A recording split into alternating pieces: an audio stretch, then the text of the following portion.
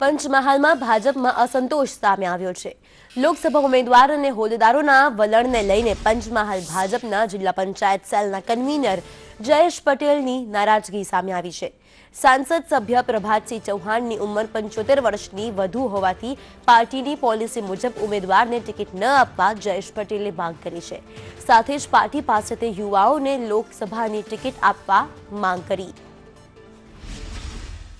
લોકોના સંપર્કમાં હોય એવા કાર્યકરોને દબાવવામાં આવે છે, એવા કાર્યકરોને પડદાની પાછળ મોકલી દેવામાં આવે છે અને પોતે જ આખી પાર્ટી ચલાવતા હોય સંગઠનના અમુક હોદ્દેદારો જિલ્લાના, એવું પરિસ્થિતિ અત્યારે ગોધરા લોકસભાની અંદર પેદા થયેલી છે, જે ખરેખર દુઃખદ છે અને ભારતીય જનતા પાર્ટીના સંગઠનને આ ખૂબ નુકસાન કરતા છે અને ભવિષ્યની ચૂંટણીમાં આ પરિસ્થિતિ પાર્ટીને કદાચ મોટી મુશ્કેલી ઊભી કરે એવી પરિસ્થિતિ પેદા થાય એવી છે। તો